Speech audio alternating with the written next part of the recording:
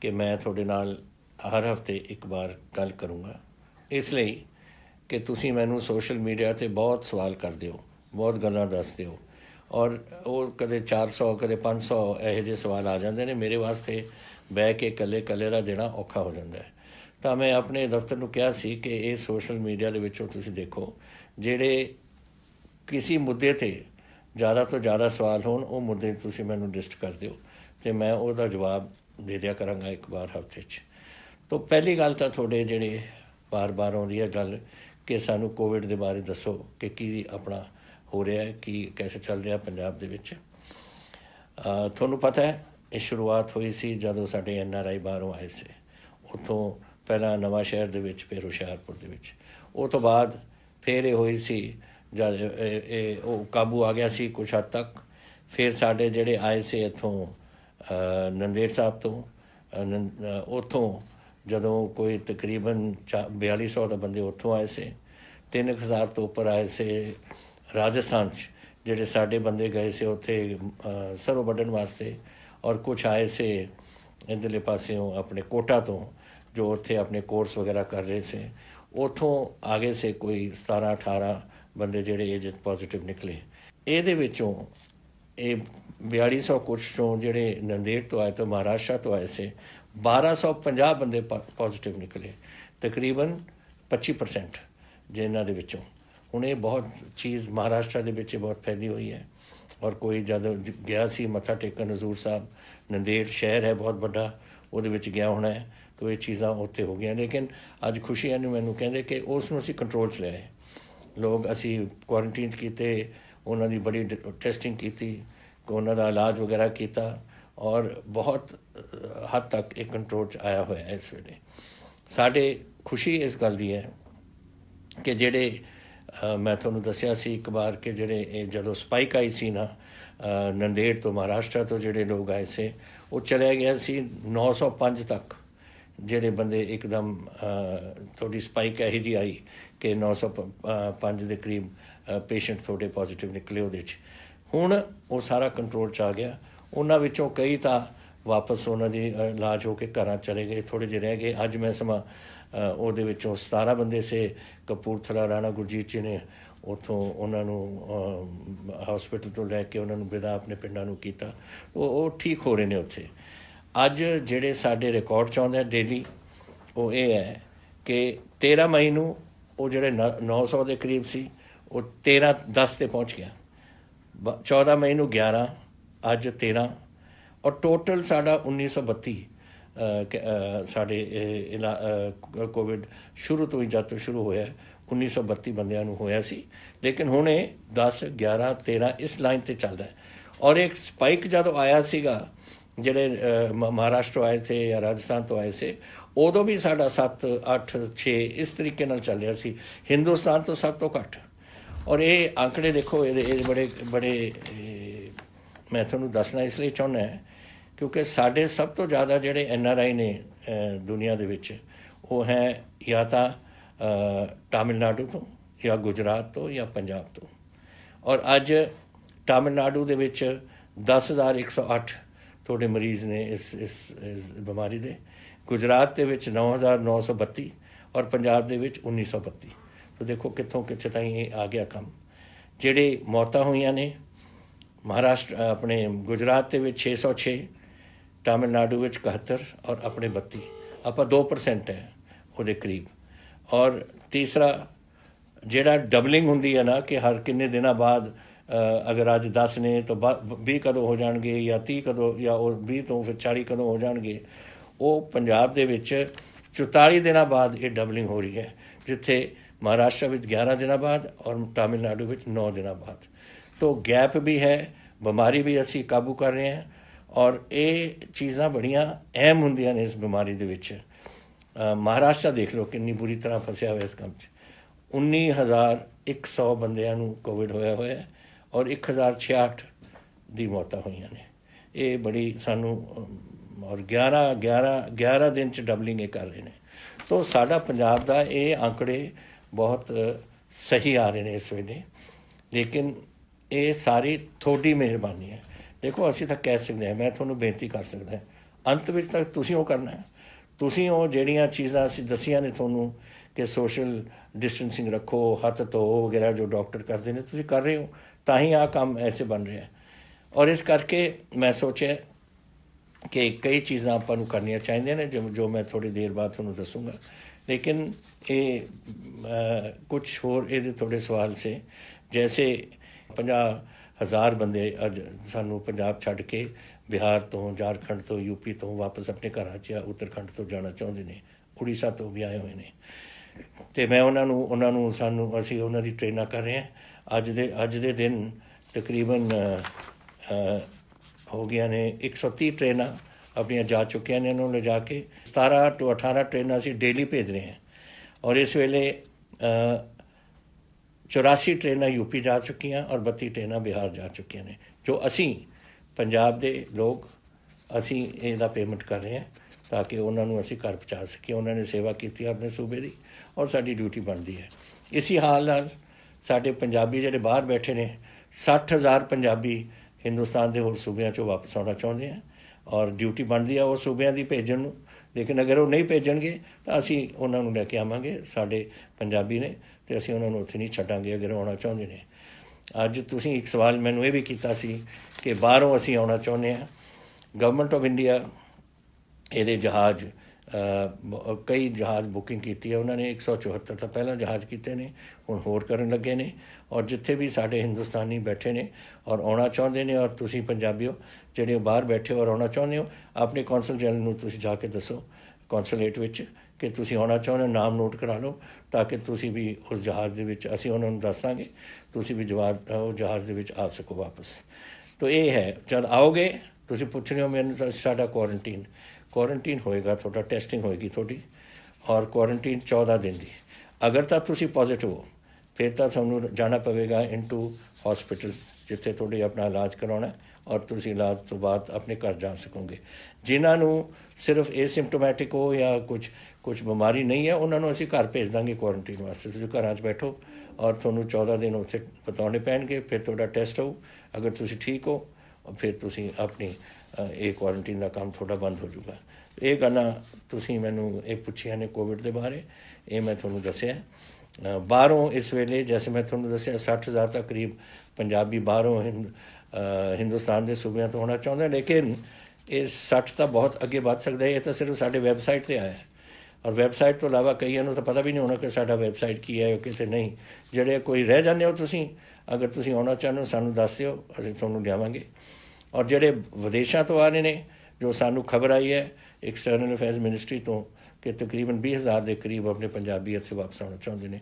ਤਾਂ ਜੈਸੇ ਮੈਂ ਤੁਹਾਨੂੰ ਦੱਸਿਆ ਆਪਣੇ ਕੌਂਸੂਲੇਟਾਂ ਨੂੰ ਆਪਣਾ ਨਾਂ ਪਹੁੰਚਾਓ ਜ਼ਰੂਰ। ਸਕੂਲਾਂ ਦੇ ਬਾਰੇ ਦੇਖੋ, ਇਹ ਬੜੀ ਸਕੂਲਾਂ ਦੇ ਵਿੱਚ ਇਹ ਬਿਮਾਰੀਆਂ ਫੈਲ ਸਕਦੀਆਂ ਨੇ, ਵਾਇਰਲ ਹੁੰਦੀਆਂ ਨੇ, ਕਈ ਚੀਜ਼ਾਂ ਹੁੰਦੀਆਂ ਨੇ। ਦੇਖੋ ਆਪਣੇ ਚਿਕਨ ਪੌਕਸ ਹੁੰਦੀ ਹੈ, ਮੰਪਸ ਹੁੰਦੇ ਨੇ, ਇੱਕ ਬੱਚੇ ਤੋਂ ਦੂਜੇ ਬੱਚੇ, ਤੀਜੇ ਬੱਚੇ, ਚੌਥੇ ਬੱਚੇ ਤੱਕ ਜਾ ਸਕਦੀਆਂ ਨੇ। ਔਰ ਤਾਂ ਹੀ ਉਹ ਸਕੂਲਾਂ ਵਿੱਚ ਵੀ ਕੋਈ ਹੋ ਜਾਏ, ਜੋ ਬੋਰਡਿੰਗ ਸਕੂਲ ਨੇ ਉੱਥੇ ਕੁਆਰੰਟੀਨ ਦੇ ਵਿੱਚ ਪਾ ਦਿੰਦੇ ਨੇ, ਨਹੀਂ ਕਹਿੰਦੇ ਨੇ ਘਰਾਂ ਜਾ ਕੇ ਤੁਸੀਂ ਆਪਣੀ ਕੁਆਰੰਟੀਨ 'ਚ ਰਹੋ। ਇਹੀ ਤਰੀਕਾ ਹੈ ਵਾਇਰਸ ਨੂੰ ਕੰਟਰੋਲ ਕਰਨ ਦਾ, ਇੱਕੋ ਹੀ ਤਰੀਕਾ ਹੈ। ਅਤੇ ਸੋਸ਼ਲ ਡਿਸਟੈਂਸਿੰਗ ਰੱਖੋ, ਬੱਚਿਆਂ ਨੂੰ ਇਕੱਠੇ ਨਾ ਹੋਣ ਦਿਓ। ਹੁਣ ਇਕੱਠੇ ਤਾਂ ਸਕੂਲਾਂ ਦੇ ਵਿੱਚ ਕੈਸੇ ਰੋਕੋਗੇ ਤੁਸੀਂ? ਬੈਂਚ 'ਤੇ ਬਹਿੰਦੇ ਨੇ ਜਾਂ ਖੇਡਦੇ ਨੇ ਜਾਂ ਕੁਛ, ਇੱਕ ਦੂਜੇ ਦੇ ਨਾਲ ਤਾਂ ਮਿਲਣਗੇ ਹੀ। ਕੋਈ ਫੁੱਟਬਾਲ ਖੇਡਦਾ ਹੈ, ਕੋਈ ਕੁਛ ਹੋਰ ਚੀਜ਼ ਖੇਡਦੇ, ਤੁਸੀਂ ਰੋਕ ਨਹੀਂ ਸਕਣਾ ਇਸ ਨੂੰ। ਲੇਕਿਨ ਅਸੀਂ ਸਕੂਲਾਂ ਨੂੰ ਇਹ ਜ਼ਰੂਰ ਕਿਹਾ ਕਿ ਇਹਦੇ ਦੌਰਾਨ ਕੋਈ ਇਨਕਰੀਜ਼ ਨਹੀਂ ਹੋਏਗੀ ਉਹਨਾਂ ਦੀ ਫੀਸ ਦੀ। ਇਸ ਸਾਲ ਮੈਂ ਇਹਨਾਂ ਨੂੰ ਭੇਜ ਚੁੱਕਿਆ ਆਰਡਰ ਕਿ ਕੋਈ ਤੁਸੀਂ ਜਿਹੜਾ 8% ਅਸੀਂ ਇਨਕਰੀਜ਼ ਅਲਾਉ ਕਰ ਦਿੰਦੇ ਹਾਂ ਆਪਣੇ ਪ੍ਰਾਈਵੇਟ ਸਕੂਲਸ ਨੂੰ ਕਿ ਤੁਸੀਂ 8% ਤਾਈਂ ਆਪਣਾ ਵਧਾ ਸਕਦੇ ਹੋ ਆਪਣੀ ਫੀਸ, ਉਹ ਨਹੀਂ ਹੋਣਗੀਆਂ ਇਸ ਸਾਲ। ਪਹਿਲੀ ਗੱਲ ਤਾਂ ਇਹ ਹੈ। ਦੂਸਰਾ, ਔਨਲਾਈਨ ਐਜੂਕੇਸ਼ਨ ਰੱਖਣ, ਕਿਉਂਕਿ ਸਾਨੂੰ ਨਹੀਂ ਪਤਾ। ਅੱਜ ਮੈਨੂੰ ਤੁਸੀਂ ਪੁੱਛੋ ਕਿ ਕਿੰਨੀ ਦੇਰ ਕੋਵਿਡ ਚੱਲੇਗਾ, ਉਹ ਵੀ ਸਵਾਲ ਹੈ ਇੱਕ ਤੁਹਾਡਾ। ਮੈਂ ਕੈਸੇ ਦੱਸਾਂ ਤੁਹਾਨੂੰ ਕਿ ਦੁਨੀਆ 'ਚ ਨਹੀਂ ਪਤਾ ਕੈਸੇ ਚੱਲ ਰਿਹਾ। Nobody knows. ਇਹ ਬਿਮਾਰੀ ਇਹੋ ਜਿਹੀ ਹੈ ਜਿਹੜੀ ਚਾਈਨਾ ਤੋਂ ਸ਼ੁਰੂ ਹੋਈ ਔਰ ਚਾਈਨਾ 'ਚ ਫਿਰ ਵਾਪਸ ਪਹੁੰਚ ਗਈ। ਅਮਰੀਕਾ ਦਾ ਦੇਖੋ ਕੀ ਹਾਲ ਹੈ, ਲੱਖਾਂ ਦੇ ਕਰੀਬ ਉੱਥੇ ਲੋਕ ਬਿਮਾਰ ਹੋ ਗਏ ਔਰ ਪਤਾ ਨਹੀਂ 70-80 ਹਜ਼ਾਰ ਦੇ ਕਰੀਬ ਤਾਂ ਮਰ ਗਏ ਨੇ ਉੱਥੇ। ਇਹ ਸਾਰੇ ਕਿਤੇ ਦੁਨੀਆ ਚੱਲ ਰਹੀ ਹੈ ਤਾਂ ਕੋਈ ਕੰਟਰੋਲ ਨਹੀਂ। ਨਾ ਸਾਨੂੰ ਪਤਾ ਹੈ ਬਿਮਾਰੀ ਬਾਰੇ, ਨਾ ਡਾਕਟਰਾਂ ਨੂੰ, ਨਾ ਸਾਇੰਟਿਸਟ ਨੂੰ, ਕਿਸੇ ਨੂੰ ਪਤਾ ਇਸ ਦੇ ਬਾਰੇ। ਤਾਂ ਇਹ ਕਰਕੇ ਸਕੂਲ ਸਾਨੂੰ ਬੰਦ ਰੱਖਣੇ ਪੈਣਗੇ ਜਦ ਤਾਈਂ ਕੁਛ ਇਹਦੀ ਜਾਣਕਾਰੀ ਨਹੀਂ ਹੁੰਦੀ। ਔਰ ਇਹਨੇ ਇਹ ਨਹੀਂ ਪਤਾ ਲੱਗਦਾ ਕਿ ਇਹਦਾ ਅਸੀਂ ਕੈਸੇ ਇਲਾਜ ਇਹਦਾ ਕਰਾਂਗੇ। ਸੋ ਇਹ ਤੁਹਾਨੂੰ ਇਹ ਤੁਹਾਨੂੰ ਔਖੀ ਘੜੀ ਤੁਹਾਨੂੰ ਕੱਟਣੀ ਪਊ। ਮੈਂ ਜਾਣਦਾ ਬੱਚਿਆਂ ਦੀ ਜਿਹੜੀ ਪੜ੍ਹਾਈ ਹੈ ਉਹ ਨਹੀਂ ਹੋਣੀ, ਲੇਕਿਨ ਔਨਲਾਈਨ ਤੁਸੀਂ ਅਗਰ ਜਿਹੜੇ ਸਕੂਲ ਕਰ ਸਕਦੇ ਨੇ ਤੁਸੀਂ ਕਰੋ।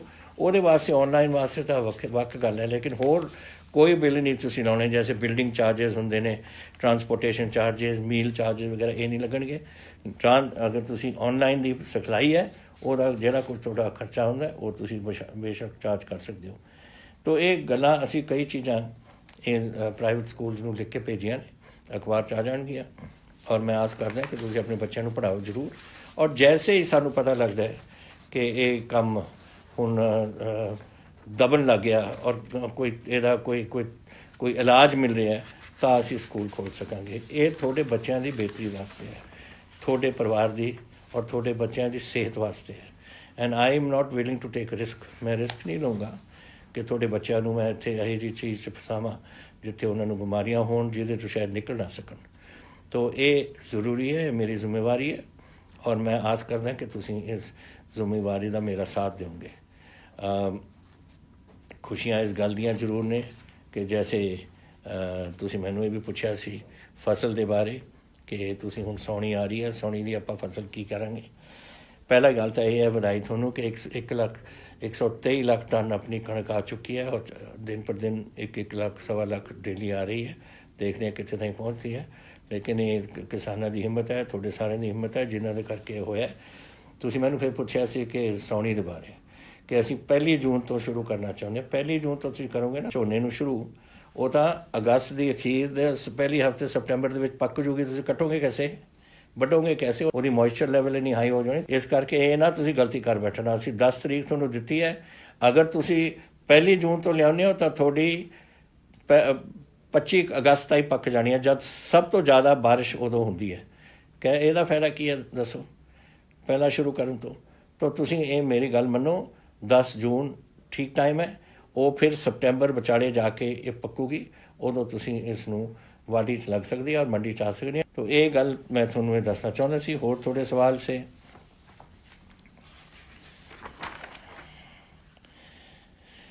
ਸਰਕਾਰ ਗਵਰਨਮੈਂਟ ਆਫ ਇੰਡੀਆ ਨੂੰ ਫਲਾਈਟਾਂ ਅਤੇ ਟ੍ਰੇਨ ਲਾਉਣੇ ਚਾਹੀਦੇ ਨੇ, ਮੈਂ ਸਮਝਦਾ ਲਾਉਣੇ ਚਾਹੀਦੇ ਨੇ।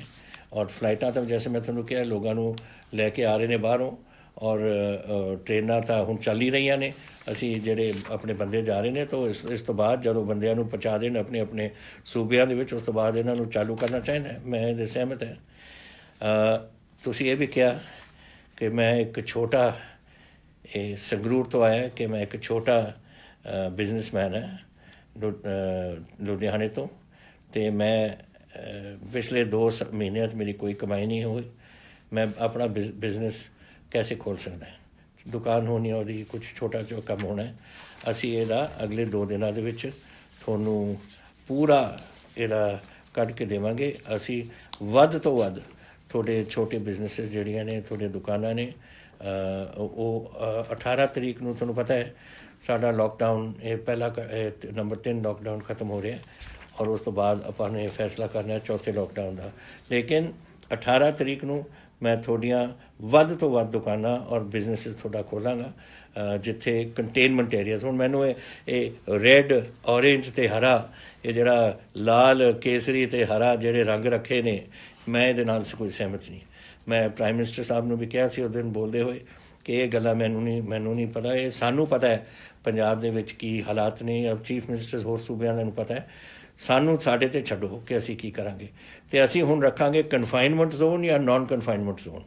ਕਨਫਾਈਨਮੈਂਟ ਜ਼ੋਨ ਦੇ ਜਿੱਥੇ ਬਿਮਾਰੀ ਆ ਉੱਥੇ ਮੁਹੱਲੇ ਨੂੰ ਸੀਲ ਆਫ ਕਰਕੇ ਬਾਕੀ ਸ਼ਹਿਰ ਮੇਰੇ ਖੋਲ੍ਹਣ ਦਾ ਪੂਰਾ ਇਰਾਦਾ ਹੈ ਔਰ 18 ਤਰੀਕ ਨੂੰ ਅਸੀਂ ਇਹ ਕਰਾਂਗੇ ਤਾਂ ਕਿ ਤੁਸੀਂ ਆਪਣੇ ਬਿਜ਼ਨਸਿਸ ਉੱਥੇ ਚਲਾ ਸਕੋ। ਮੈਨੂੰ ਅਫਸੋਸ ਹੈ ਕਿ ਤੁਹਾਡਾ ਨੁਕਸਾਨ ਹੋਇਆ, ਲੇਕਿਨ ਕਰੀਏ ਕੀ, ਇਹ ਤਾਂ ਸਾਡੇ ਸਾਰਿਆਂ ਦੇ ਹੱਥ ਤੋਂ ਬਾਹਰ ਸੀ ਗੱਲ। ਔਰ ਅਸੀਂ ਪਹਿਲਾਂ ਮੇਰੇ ਵਾਸਤੇ ਪੰਜਾਬੀਆਂ ਦੀ ਜਾਨ ਦਾ ਖਤਰਾ ਸੀ, ਉਹ ਦੂਰ ਕਰਨਾ ਸੀ। ਤੁਹਾਡੀ ਜਾਨਾਂ ਬਚਾਉਣੀਆਂ ਸੀ, ਤੁਹਾਡੇ ਇਹ ਪਰਿਵਾਰਾਂ ਨੂੰ ਇਸ ਬਿਮਾਰੀ ਤੋਂ ਦੂਰ ਰੱਖਣਾ ਸੀ। ਇਹ ਮੇਰਾ ਪਹਿਲਾ ਸੀ। ਉਸ ਤੋਂ ਬਾਅਦ ਸੀ ਬਿਜ਼ਨਸ, ਇੰਡਸਟਰੀ ਵਗੈਰਾ। ਲੇਕਿਨ ਹੁਣ ਸਮੇਂ ਆ ਗਿਆ ਕਿਉਂਕਿ ਮੈਨੂੰ ਪਤਾ ਹੈ ਕਈ ਲੋਕ ਤਾਂ ਜੋ ਦੁਕਾਨਾਂ ਤੋਂ ਕਮਾਉਂਦੇ ਨੇ ਉਹੀ ਖਾਂਦੇ ਨੇ, ਅਤੇ ਇਸ ਤਰੀਕੇ ਨਾਲ 2 ਹਫ਼ਤੇ 2 ਮਹੀਨੇ ਤਾਂ ਬਹੁਤ ਲੰਬਾ ਹੋ ਜਾਂਦਾ ਅਰਸਾ। ਤਾਂ ਇਸ ਕਰਕੇ ਇਹਦਾ ਅਸੀਂ 18 ਤਰੀਕ ਨੂੰ ਐਲਾਨ ਕਰਾਂਗੇ। ਤਾਂ ਕਿ ਤੁਸੀਂ ਆਪਣੇ ਵੀ ਉੱਥੇ ਕੰਮ ਚਲਾ ਸਕੋ। ਲੌਂਗ ਟਰਮ ਇਫੈਕਟ ਤੁਸੀਂ ਪੁੱਛਿਆ, ਇਹ ਜਲੰਧਰ ਤੋਂ ਆਇਆ ਰਿਸ਼ੀ ਮਲਹੋਤਰਾ ਜੀ ਦਾ ਸਵਾਲ ਕਿ ਲੌਂਗ ਟਰਮ ਇਫੈਕਟ ਕੋਵਿਡ ਦਾ ਸਾਡੇ 'ਤੇ ਕੀ ਹੈ। ਮੈਂ ਦੇਖੋ, ਇਹ ਇੱਕ ਬਿਮਾਰੀ ਹੈ, ਹਰ ਬਿਮਾਰੀ ਤੋਂ ਜਿਹੜਾ ਲੰਘ ਜਾਂਦਾ ਹੈ ਉਹ ਫਿਰ ਠੀਕ ਹੋ ਜਾਂਦਾ ਹੈ ਤਾਂ ਸਿਹਤ ਠੀਕ ਹੋ ਜਾਂਦੀ ਹੈ। ਔਰ ਵਾਹਿਗੁਰੂ ਕਰੇ ਇਹ ਬਿਮਾਰੀ ਕੋਈ ਲੌਂਗ ਟਰਮ ਕੋਈ ਅਸਰ ਨਾ ਪਵੇ ਕਿਸੇ 'ਤੇ, ਤੁਸੀਂ ਠੀਕ ਹੋ ਜਾਓਗੇ। ਜੋ ਪਤਾ ਲੱਗ ਰਿਹਾ, ਜੋ ਇੱਥੇ ਦੇ ਪੰਜਾਬ ਦੇ ਵਿੱਚ ਵੀ ਅੱਜ ਵੀ ਮੈਂ ਗੱਲ ਕਰ ਰਿਹਾ ਸੀ, ਕਪੂਰਥਲੇ 'ਚ 17 ਬੰਦੇ ਜਿਹੜੇ ਕੋਵਿਡ ਤੋਂ ਹੁਣ ਠੀਕ ਹੋਏ ਨੇ। ਉਹ ਕਹਿੰਦੇ ਸੀ ਅਸੀਂ ਚੜ੍ਹਦੀ ਕਲਾ 'ਚ ਹੈ, ਅਸੀਂ ਬੜੇ ਤਕੜੇ ਹਾਂ, ਸਭ ਕੁਝ ਠੀਕ ਹੈ। ਔਰ ਮੇਰਾ ਖਿਆਲ ਇੱਕ ਵਾਰ ਤੁਸੀਂ ਤੁਹਾਡੀ ਸਿਹਤ ਠੀਕ ਹੋ ਜਾਏ ਇਹ ਬਿਮਾਰੀ ਤੋਂ ਬਾਅਦ, ਬਿਲਕੁਲ ਤੁਸੀਂ ਠੀਕ ਰਹੋਗੇ, ਤਾਂ ਤੁਹਾਨੂੰ ਫਿਕਰ ਕਰਨ ਦੀ ਲੋੜ ਨਹੀਂ। ਔਰ ਤੁਸੀਂ ਬਸ ਤਗੜੇ ਤਰੀਕੇ ਨਾਲ ਫਿਰ ਜਿਹੜਾ ਕੰਮ ਛੱਡਿਆ ਹੋਇਆ ਉਸ 'ਤੇ ਲੱਗੋ।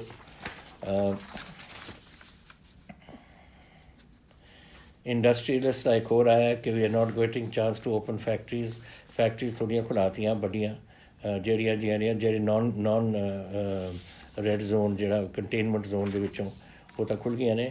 ਬਾਕੀ ਮੈਂ ਤੁਹਾਨੂੰ 18 ਨੂੰ ਜਿਹੜੇ ਛੋਟੇ ਬਿਜ਼ਨਸਿਸ ਕਿਤੇ ਜਿਹੜੇ ਲੋਕ ਕਹਿੰਦੇ ਨੇ ਕਿ ਉਹ ਔਰੇਂਜ ਜ਼ੋਨ ਜਾਂ ਰੈੱਡ ਜ਼ੋਨ ਹੈ, ਜਿਹੜੀ ਮੈਂ ਚੱਕ ਦਿੱਤੀ ਹੈ। ਮੈਂ ਤਾਂ ਕਹਿੰਦਾ ਕਿ ਕਨਫਾਈਨਮੈਂਟ ਜ਼ੋਨ ਹੈ ਜਾਂ non confinement zone. Confinement zone ਵਿੱਚ ਜਿੱਥੇ ਮੁਹੱਲਾ ਹੈ ਉਸ ਨੂੰ ਆਈਸੋਲੇਟ ਕਰਾਂਗੇ, ਇਹਦੇ ਇੱਕ ਬਫਰ ਜ਼ੋਨ ਛੱਡ ਦਾਂਗੇ ਔਰ ਬਾਕੀ ਅਸੀਂ ਸਭ ਕੁਝ ਖੋਲ੍ਹ ਦਾਂਗੇ।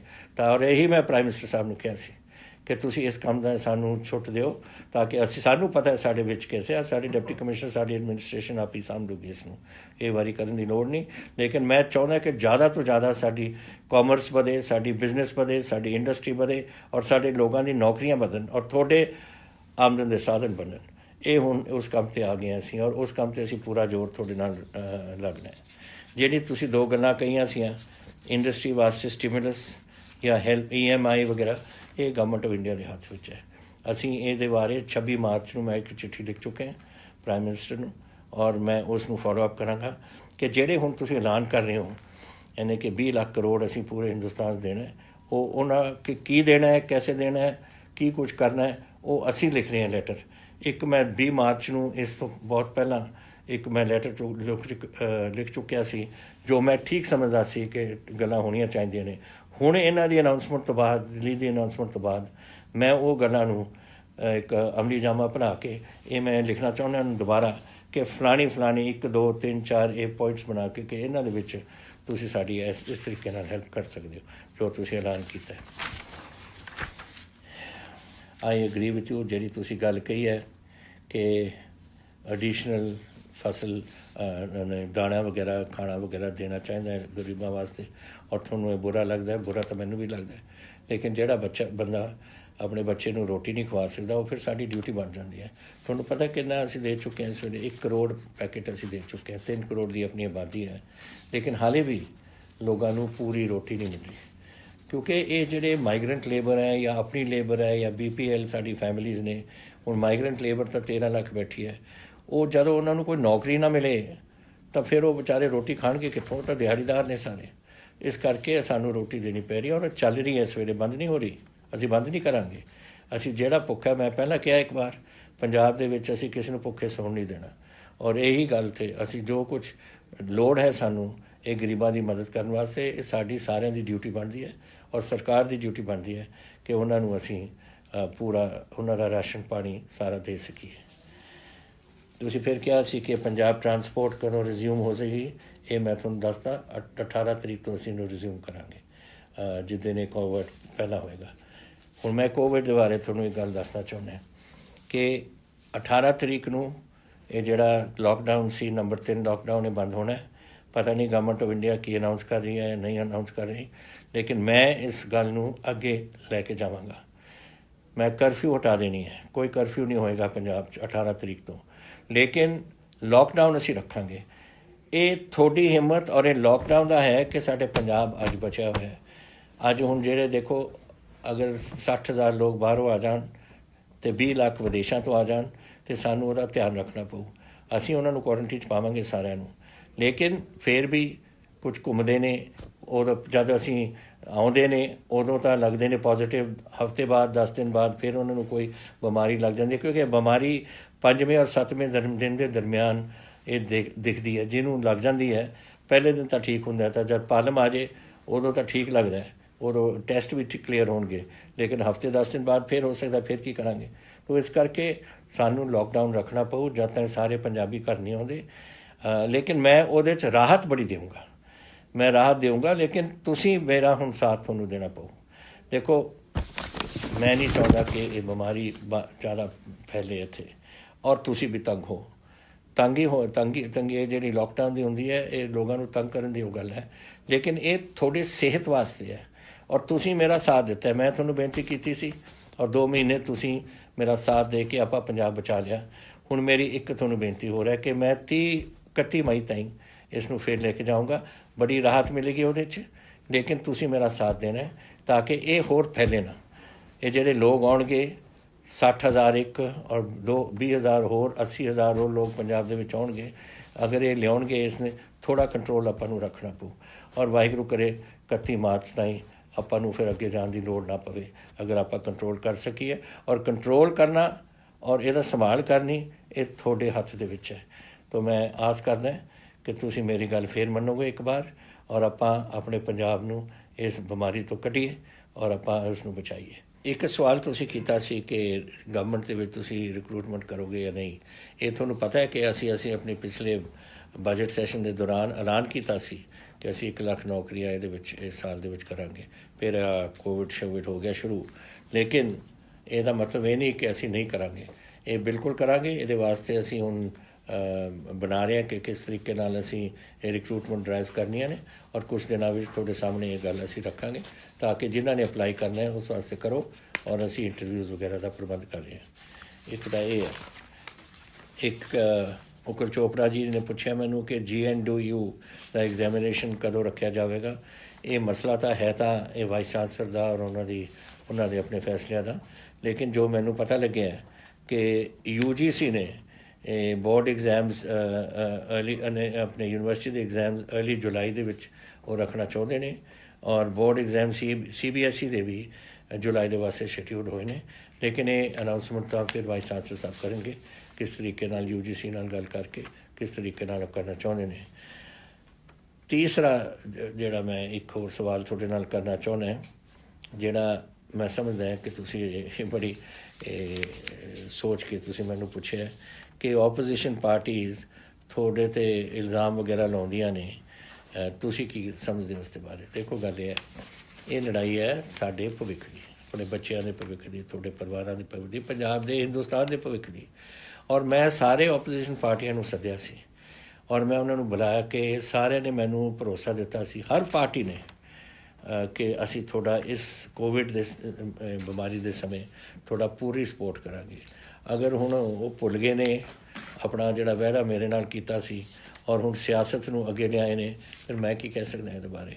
वैसे उन्होंने सोचना चाहिए कि ये पंजाब दे और पंजाब के लोगों का भविख है और जदों ताईं ये लड़ाई मुकदी नहीं और आपां इहदे फतेह नहीं आपां इत्थे होवांगे तो ये गल पंजाब दे विच फैलदी रहू।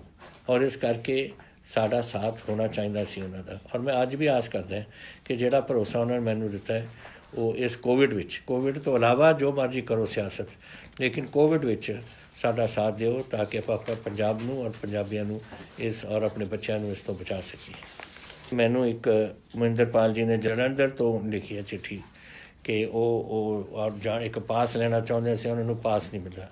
ये मैनू हैरानी लगती है इस गल की, क्योंकि डिप्टी कमिश्नर और SSPs नूं दस्सिया गया है कि जो अपने पास लैके कुछ खास जरूरी काम करना चाहते हैं उन्होंने दिता जाए। तो मैं DC जलंधर नूं अज इनफॉर्म कर रहा महिंदरपाल जी कि थोनों ये प्रॉब्लम ना होवे और ये थोनों पास एकदम दिता जाए ताकि तुसी अपने फैमिली नूं जलंधर तो बठिंडे पहुँचा सको। ये और बाकी डिप्टी कमिश्नर भी दस रहे हैं कि जो है जी कोई हुंदे ने मंगा हुंदियां ने इन्होंने पूरियां करनियां चाहिए ने। वो अज मैं उन्होंने भेज रहा और अखीर विच एक कोई गल रहेगी करन नूं और वो है थोड़ा धन्यवाद करना। देखो जिस तरीके नाल तुसी CM रिलीफ फंड वास्ते पैसे भेजे ने, मैं आस नहीं करता सी कि इस तरीके नाल पैसे पहुँचणगे। बहुत पैसे पहुँचे ने।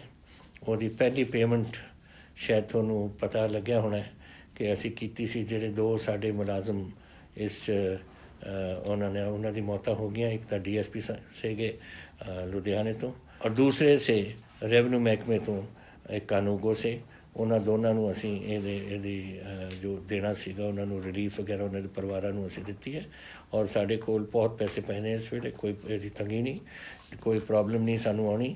ਲੇਕਿਨ ਧੰਨਵਾਦ ਤੁਹਾਡਾ, ਕਿਉਂਕਿ ਤੁਸੀਂ ਅਮਾਊਂਟਸ ਕੋਈ ਵੀ ਹੋਵੇ, ਤੁਸੀਂ ਆਪਣੇ ਦਿਲੋਂ ਆਪਣੇ ਪਿਆਰ ਨਾਲ ਇਹ ਭੇਜਿਆ ਆਪਣੇ ਪੰਜਾਬ ਵਾਸਤੇ, ਤਾਂ ਮੈਂ ਦਿਲੋਂ ਤੁਹਾਡਾ ਸਾਰਾ ਸ਼ੁਕਰਗੁਜ਼ਾਰ ਹੈ। ਅਤੇ ਮੇਰੇ ਵੀਰੋ ਭੈਣੋ, ਕੋਈ ਇਹੋ ਜਿਹੇ ਸਵਾਲ ਹੋਣ, ਕੋਈ ਗੱਲਾਂ ਹੋਣ ਜੋ ਤੁਹਾਡੇ ਮਨ 'ਚ ਨੇ, ਜੋ ਤੁਸੀਂ ਮੈਨੂੰ ਪੁੱਛਣਾ ਚਾਹੁੰਦੇ ਹੋ, ਮੈਂ ਤੁਹਾਨੂੰ ਦੱਸਿਆ ਹਰ ਹਫ਼ਤੇ ਮੈਂ ਇੱਕ ਦਿਨ ਇਹ ਤੁਹਾਡੇ ਨਾਲ ਇਹ ਗੱਲ ਕਰਿਆ ਕਰਾਂਗਾ। ਜ਼ਰੂਰ ਮੈਨੂੰ ਲਿਖ ਕੇ ਭੇਜੋ, ਔਰ ਮੈਂ ਕੋਸ਼ਿਸ਼ ਕਰੂੰਗਾ ਕਿ ਸਾਰੀਆਂ ਗੱਲਾਂ ਦਾ ਤੁਹਾਨੂੰ ਜਵਾਬ ਦੇਵਾਂ। ਬਹੁਤ ਧੰਨਵਾਦ ਤੁਹਾਡਾ ਸਾਰਾ।